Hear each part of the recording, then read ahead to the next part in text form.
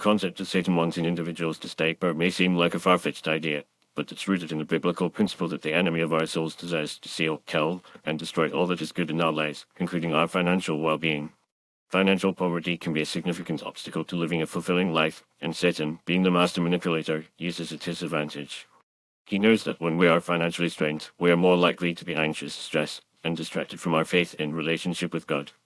Satan's strategy is to keep people in a state of financial bondage, making it difficult for them to experience the freedom and peace that comes with being financially stable.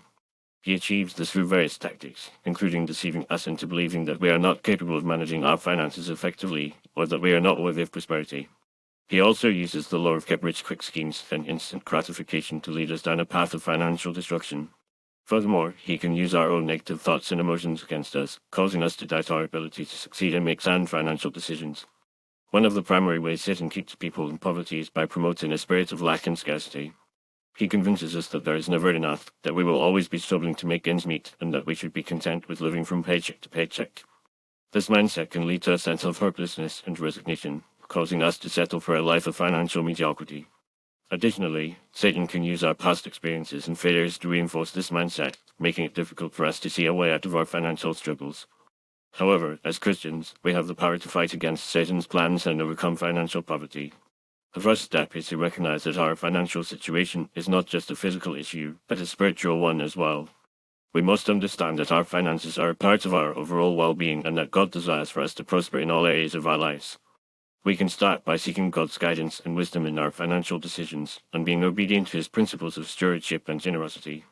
Another key strategy in fighting against financial poverty is to change our mindset and perspective on money.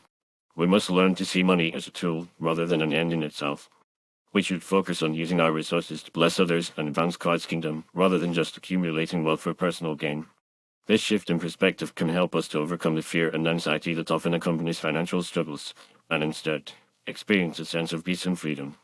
We can also fight against financial poverty by taking practical steps to manage our finances effectively. This includes creating a budget, saving, investing, and giving generously to others. By being intentional with our finances, we can break free from the cycle of debt and poverty and start building a brighter financial future.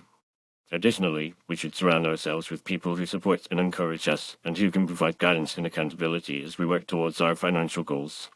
Finally, we must remember that our financial freedom is not just about our individual prosperity, but also about being a blessing to others.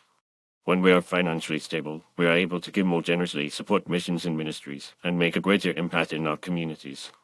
By fighting against financial poverty and pursuing financial freedom, we can fulfill our God-given purpose and live a life that is pleasing to him.